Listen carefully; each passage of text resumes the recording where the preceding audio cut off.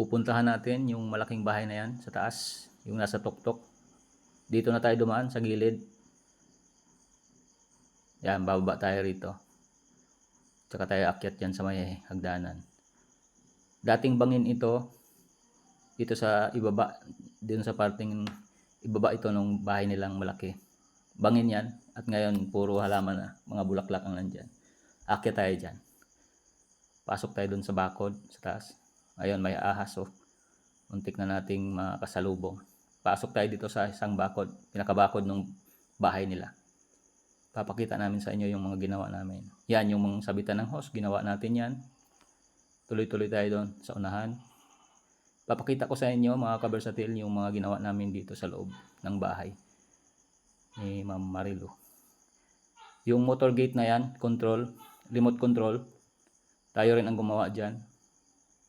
Yan yung harap ng bahay.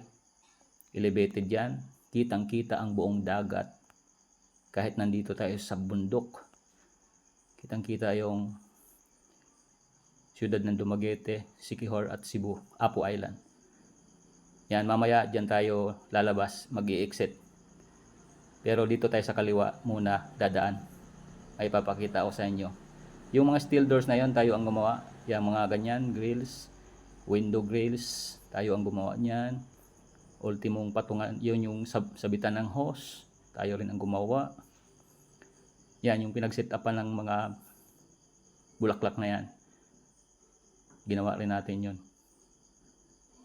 Yan. Pinagpapatungan dyan. Ito yung gazebo nila. Yan, yung gaya niya, mga steel doors na yan. Back to back, double walling yan. Makakapal. Yan, yung exit dito sa likod. Steel door din yan. Yan yung bahaging likod ng bahay. Itong pond ay bago lang itong ginawa. Napakaganda na ngayon, maraming bulaklak. Yan yung sliding door grill natin. Yan, naka-twist. Tayo rin ang gumawa niyan lahat. Napakaganda. Ang ginamit natin dyan ay flat bar. 3/4, 1/4 ang kapal, 1/4 inch ang kapal. Ikot tayo dito sa gilid. Ikot na tayo dito sa gilid. Yan. Yan yung mga door grill natin. Sliding yan lahat. Napakaganda niyan.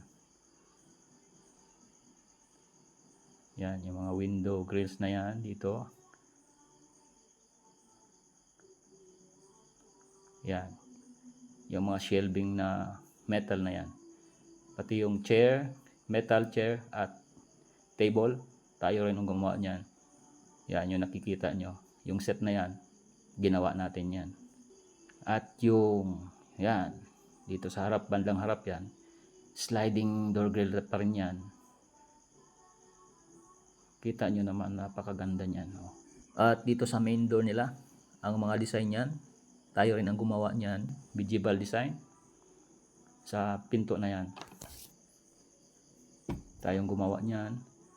Yan. Ito yung nasa harap ng bahay ni Ma'am Marilu. Yan. Kung tatayo kayo dyan, kitang-kita nyo yun. Isla ng Cebu. Dumaguete, Siquijor, Apo Island. At yung parting Mindanao yung nasa kanan. Dagat yung nakikita natin dyan. Dito na, bumalik na tayo pababa. Dito tayo dumaan kanina. Galing tayo dun sa baba.